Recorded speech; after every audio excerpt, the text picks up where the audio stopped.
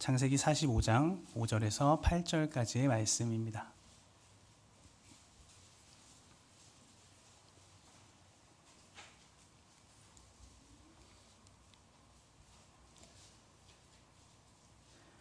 네, 말씀이 길지 않기 때문에 우리 네 구절 한 목소리로 좀 같이 읽어봤으면 좋겠습니다. 우리 5절에서 8절까지 말씀 한 목소리로 같이 읽겠습니다. 시작.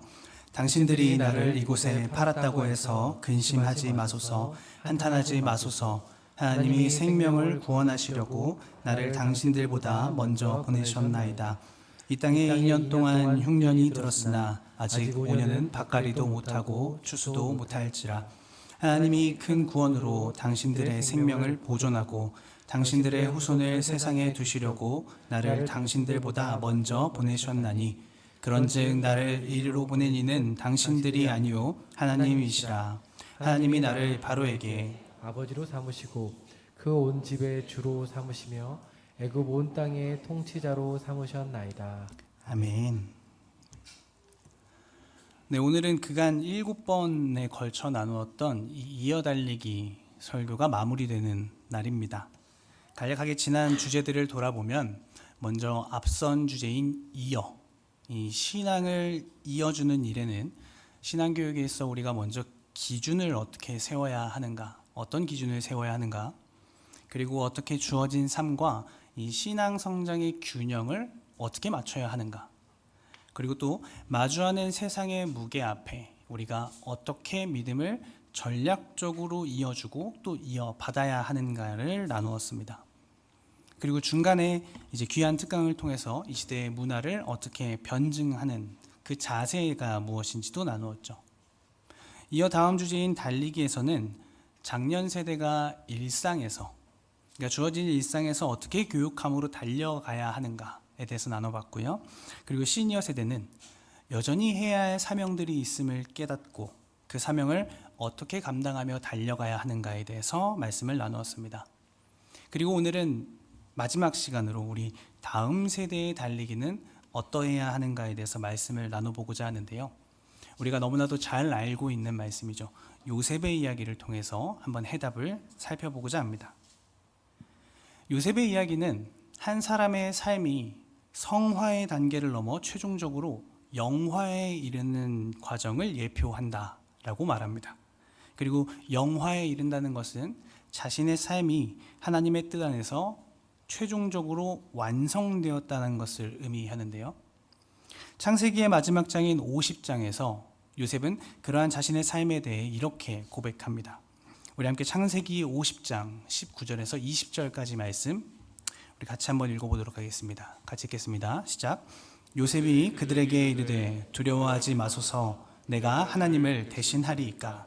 당신들은 나를 해하려 하였으나 하나님은 그것을 선으로 바꾸사 오늘과 같이 많은 백성의 생명을 구원하게 하시려 하셨나니.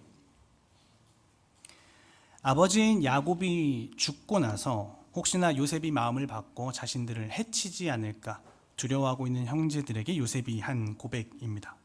첫 번째는 하나님의 뜻을 대신할 수 없다라는 것이고요. 두 번째는 하나님이 악을 선으로 바꾸셨다라는 겁니다. 그리고 마지막 세 번째는 하나님의 뜻은 결국 생명을 구원하는 데 있다라고 고백합니다. 그리고 이 말은 모두 생명의 주권과 모든 섭리가 바로 하나님께 달려 있음을 말하고 있는 겁니다. 정리하면 이 영화의 예표의 모델로 나오는 요셉의 이야기는 결코 개인 인생 여정의 성공담을 말하는 것이 아니라는 거죠. 요셉의 이야기는 결국 하나님 백성의 삶이란 이렇게 하나님의 선하신 뜻 안에서 완성되고 이는 개인을 넘어 보냄받은 곳에서의 완전한 연합과 또 완전한 회복을 이룬다는 것을 의미합니다. 그래서 요셉은 자신의 삶의 여정을 이렇게 이해하고 있는데요. 우리 함께 오늘 본문 창세기 45장 8절 말씀을 읽어보도록 하겠습니다. 8절 말씀 같이 읽겠습니다. 시작. 그런즉 나를 이리로 보낸 이는 당신들이 아니요 하나님이시라. 하나님이 나를 바로에게 아버지로 삼으시고 그 온 집의 주로 삼으시며 애굽 온 땅의 통치자로 삼으셨나이다. 요셉이 형제들에게 자신의 존재를 처음 밝히면서 했던 고백입니다. 그런즉 나를 이리로 보낸 이는 하나님이십니다 라고 고백했습니다. 그리고 여기서 그런즉 이란 말은 앞선 5절과 7절까지의 말을 근거로 하고 있죠. 그게 무엇이냐면 바로 생명을 구원하기 위해서. 그러니까 요셉은 자신의 삶을 어떠한 성공이라는 키워드가 아니라 하나님이 생명을 구원하기 위해서 보냄받은 삶으로 이해하고 있는 겁니다. 그리고 그러한 하나님의 뜻을 위해서 하나님이 자신을 애굽의 총리로 세우셨다라고 고백하죠. 무엇이 목적이고 무엇이 수단이 되었는지 요셉은 분명하게 고백하고 있는 겁니다. 그런데 문제는 많은 경우 우리의 시선이 자꾸 앞의 메시지가 아니라 이 뒤의 메시지에 쏠린다는 거예요. 그러니까 생명을 구원하기 위해 보냄받은 삶이라는 메시지보다 애굽의 총리로 세우셨다라는 이 메시지가 우리에게 더 와닿는 거죠. 그러니까 요셉에게 허락된 이 역전의 드라마, 이 역전의 결과가 우리에겐 더 감동이 되는 겁니다. 그러다 보니 어떤 현상들이 나타나냐면 꿈꾸는 자 요셉처럼 우리 아이도 꿈을 꾸게 하소서. 고난을 이겨내고 애굽의 총리가 된 요셉처럼 우리 아이도 현실을 이겨내고 꿈을 이루게 하소서. 이런 해석들과 기도들을 하게 되는 겁니다. 그러니까 얼핏 보기엔 되게 성경적인 것 같지만 실상은 이 목적과 수단이 뒤섞여 있는 일명 내가복음식 해석을 하고 있는 거죠. 마치 유대인들이 생명을 구원하기 위해 보냄받은 예수님은 알아보지 못하고 높은 자리와 강한 힘과 막대한 권력을 자신들에게 부여함으로써 자신들의 삶을 역전시킨 그런 메시아를 기대했던 것처럼 주객이 전도된 해석을 하게 되는 겁니다. 그리고 이러한 시선은 우리 안에 신앙도 좋고 세상에서도 안정적인 위치에 서는 아이가 되길 바라는 기대감을 자라나게 합니다. 물론 이 기대감이라는 건 어른 세대로서 그리고 부모로서 당연히 다음 세대를 향한 마음입니다. 값진 마음입니다. 귀한 마음입니다. 당연히 내 자녀가 잘 되길 바라는 게 부모의 마음일 테니까요. 그러나 문제는 그 다음입니다. 그 기대감을 갖고 하나님의 주권과 섭리를 인정했는가 아니면 야곱처럼 행동했는가로 결과가 나누어집니다. 우리 함께 창세기 37장 3절에서 4절까지의 말씀 한번 읽어보겠습니다. 3절에서 4절 같이 읽겠습니다. 시작. 요셉은 노년에 얻은 아들이므로 이스라엘이 여러 아들들보다 그를 더 사랑함으로 그를 위하여 채색옷을 지었더니 그의 형들이 아버지가 형들보다 그를 더 사랑을 보고 그를 미워하여 그에게 편안하게 말할 수 없었더라. 요셉을 향한 야곱의 기대는 채색옷을 입히는 행동으로 이어졌습니다. 그리고 야곱의 이러한 행동은 요셉을 고난의 길로 이끄는 출발점이 되고 말았습니다. 왜냐하면 이 당시 채색옷이란 장자의 지위를 상징하는 것이었고 이로 인해서 10명의 형제들은 요셉을 경쟁 상대로 보기 시작한 거죠. 뿐만 아니라 아직 미성숙했던 이 요셉의 행동도 형제들과의 관계를 깨트리는 데 매우 크게 한몫했습니다. 그러니까 성장기에 배워야 할 기본적인 신앙, 윤리, 도덕, 예의 이런 가치보다 채색옷을 통해서 자신의 지위가 높아지는 상상과 경험을 먼저 배운 이 요셉은 창세기 37장 2절에서와 같이 형들의 잘못은 지적할 줄은 알지만 악을 선으로 바꾸시는 하나님의 뜻을 이해하지는 못했습니다. 하나님이 자신에게 보여주신 꿈을 통해 자기를 자랑하는 법은 알았지만 생명을 구하는 삶의 가치가 무엇인지는 질문을 던지지 않았죠. 그런데 성도 여러분, 우리 다음 세대가 많은 경우 지금 이렇게 달려가고 있습니다. 부모님들이 입힌 수많은 채색 옷들이 있습니다. 좋은 학벌, 화려한 스펙, 조기 교육, 억대 연봉, 이 수많은 장신구들을 주렁주렁 달고 있는 이 채색 옷을 온몸에 두르고 지금 누가 더 화려한가, 누가 더 이 경쟁에서 우위를 점하고 있는가? 누가 더 인정받는 자녀인가를 경쟁하고 있습니다.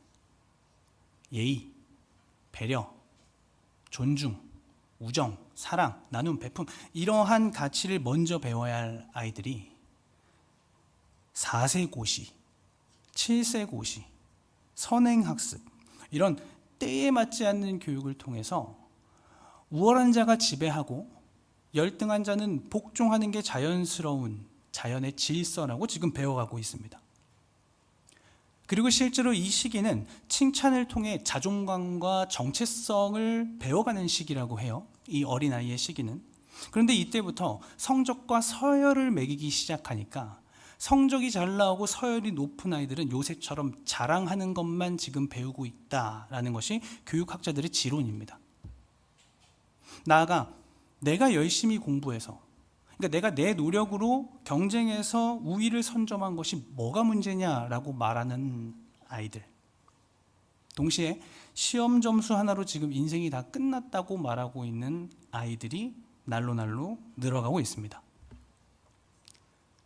집안 형편이 부유한 자녀들은 오늘날 한국 사회가 불평등하지 않다라고 말하고 있고, 집안 형편이 어려운 자녀들은 우리 한국 사회가 매우 불평등한 사회다라고 이런 격차가 벌어지는 응답을 하고 있습니다. 또한 이미 20년도 전부터 이 과잉보호적 양육에 대한 문제가 제기되고 그에 따른 수많은 연구 결과들이 나왔음에도 불구하고 오히려 이 과잉보호적 양육은 더 심화했습니다. 아니, 그냥 이 과잉보호를 하는 게 당연한 양육 방법이 되고 말았습니다. 그러니까 부모가 진로를 결정해줘요. 부모가 방향을 결정해주고 부모가 선택할 것들을 다 결정해줍니다. 아이들이 최대한 실패하지 않도록, 아이들이 최대한 좌절하지 않도록 하는 교육 방식이 지금 진행되고 있는 겁니다. 그러나 실제 수십 년간 진행된 이 연구 결과에 따르면요, 과잉보호는 아이들의 사회성과 회복 탄력성에 매우 큰 악영향을 미치고, 이는 결국 공동체 안에서 함께하지 못하는 아이, 실패와 불편함을 견디지 못하는 아이, 자기중심적이지만 도전과 성취 동기는 낮은 아이로 자라게 한다라고 연구 결과가 나오고 있는데, 안타깝게도 이미 몇 년 전 통계부터 한국 사회에 그러한 결과들이 쏟아져 나오고 있습니다. 18세 이하 정신과 진료 수치는 2019년 18만 명에서 지난 23년 30만 명을 넘어갔습니다. 특히 9세 이하 우울증 또는 불안장애로 건강보험을 청구한 건수가 2020년에 10,000 건에서 24년에 3만 건으로 지금 2배 이상 늘었습니다.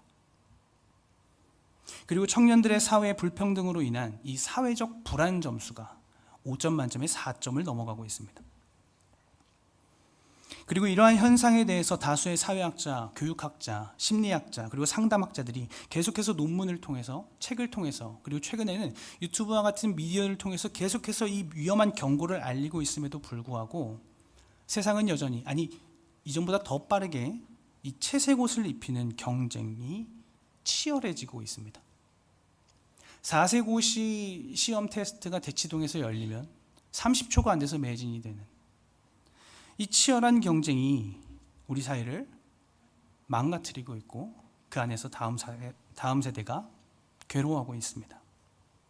그러나 오늘 본문인 요셉의 이야기는 마치 이것을 예견하듯 학자들의 경고와 같이, 나타나고 있는 현상과 같이 이런 방식의 달리기가 결코 올바른 길이 아님을 우리에게 보여줍니다. 그리고 하나님의 뜻 안에서 요셉에게 채색옷을 벗겨지는 과정을 하나님이 겪게 하신다는 것을 우리에게 보여주고 있습니다. 그리고 오히려 화려한 채색옷이 아니라 요셉이 노예 옷을 입었을 때, 그리고 죄수복을 입었을 때, 그때 하나님이 함께 하십니다. 우리 창세기 39장 2절과 3절 그리고 23절 말씀을 같이 한번 읽어보겠습니다. 2절과 3절 그리고 23절 말씀입니다. 같이 읽겠습니다. 시작. 여호와께서 요셉과 함께 하심으로 그가 형통한 자가 되어 그의 주인 애굽 사람의 집에 있으니, 그의 주인이 여호와께서 그와 함께 하심을 보며 또 여호와께서 그의 범사에 형통하게 하심을 보았더라. 간수장은 그의 손에 맡긴 것을 무엇이든지 살펴보지 아니하였으니 이는 여호와께서 요셉과 함께 하심이라. 여호와께서 그를 범사에 형통하게 하셨더라. 여러분, 하나님은 왜 요셉이 형제들에게 해를 입었을 때, 그러니까 구덩이에 빠졌을 때 그때 돕지 않으시고 왜 노예가 되었을 때, 더 나아가 죄수로 감옥에 갇혔을 때 요셉과 함께 하시며 그의 삶을 형통하게 만들어 가셨을까요? 이 사실을 이해하기 위해서는 결국 채색옷이 벗겨지는 것이 인생의 실패가 아니라는 것을 먼저 분명히 해야 합니다. 그리고 부모 세대가 먼저 그 불안에서 벗어나야 합니다. 우리 아이가 이 경쟁 사회에서 낙오되면 어떡하지? 뒤처지면 어떡하지? 혹여나 내가 못해줘서, 내가 채색옷을 입히지 않아서 자녀의 삶이 불행하게 되면 어떡하지라는 그 불안을 부모 세대가 먼저 벗어버려야 합니다.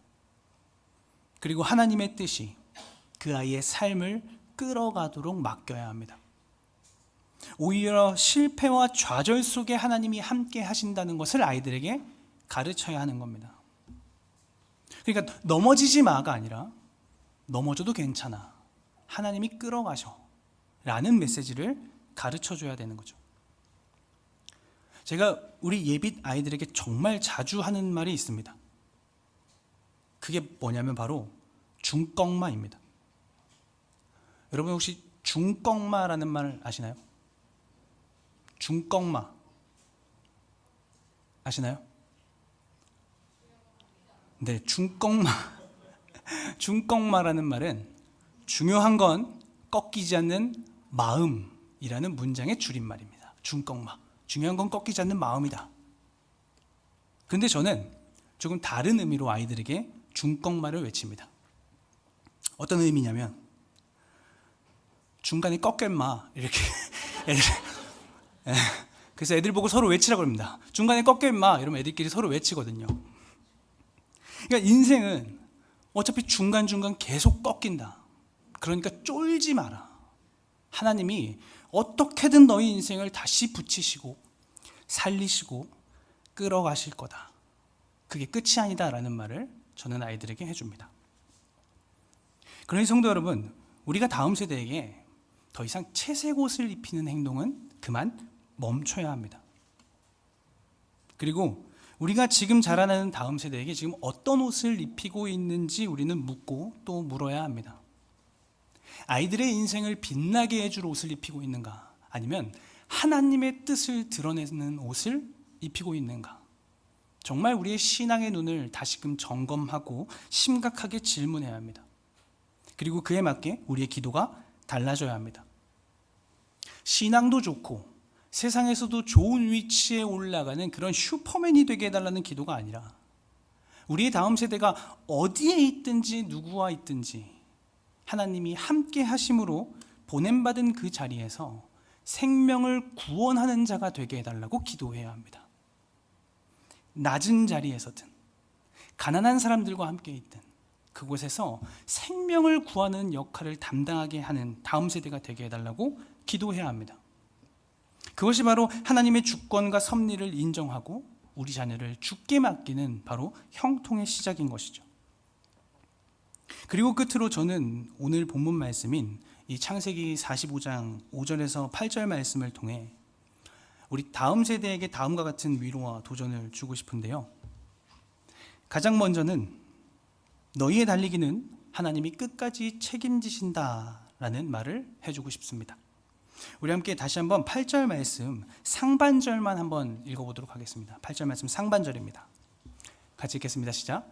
그런즉 나를 이리로 보낸 이는 당신들이 아니요 하나님이시라. 아멘.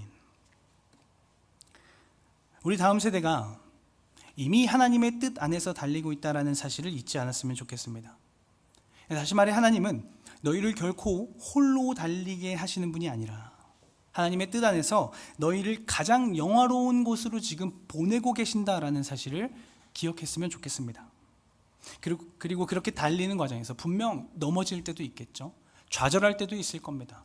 포기하고 싶을 때도 있겠죠. 그럴 때 살아계신 하나님께서 너희와 속도를 맞추셔서 때로는 세미한 음성으로, 때로는 강한 용기로 너희를 일으키시고 너희를 위로하시고 만지시고 끝까지 너희와 함께 그 달리기를 이어가실 것을 신뢰했으면 좋겠다. 이런 말을 다음 세대에게 꼭 해주고 싶었습니다. 화려한 옷이 아니라 오히려 자신이 가장 볼품없다고 느껴질 때, 가장 지금 자신이 낮은 곳에 있다고 느껴질 그때 하나님이 너희의 인생에 나타나셔서 보냄받은 삶이 무엇인지 알게 하시고 그 삶이 얼마나 영광스러운 삶인지를 깨닫게 하실 거다. 그러니 그런 삶을 기대했으면 좋겠다라는 말을 해주고 싶었습니다.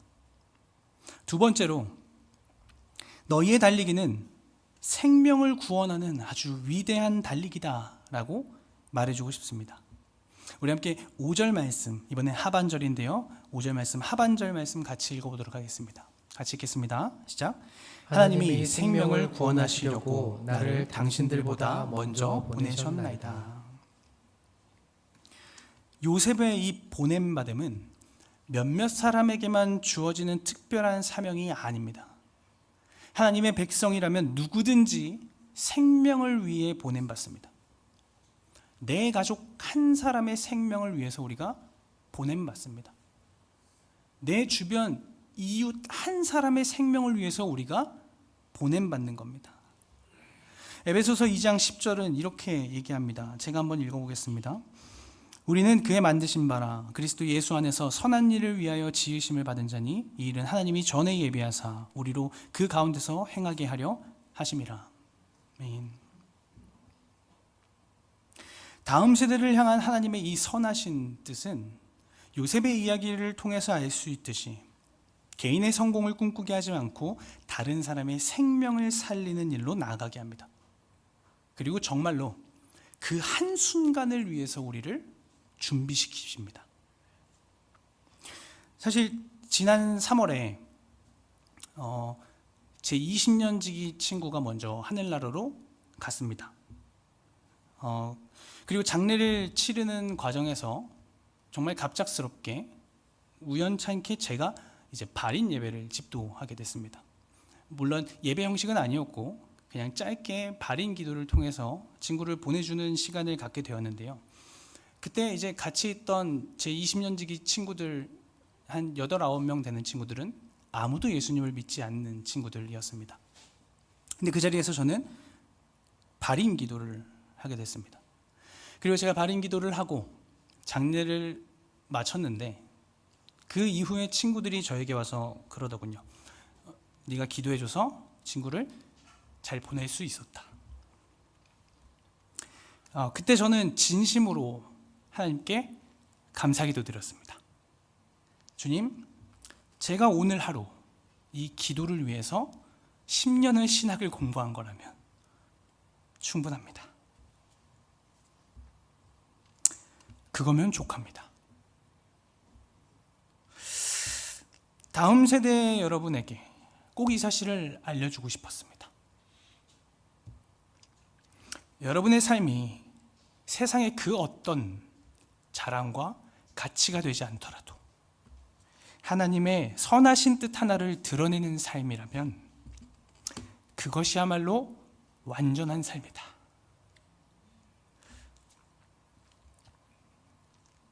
생명을 구하는 매우 값지고 영광스러운 삶이다라는 사실을 꼭 말해주고 싶었습니다.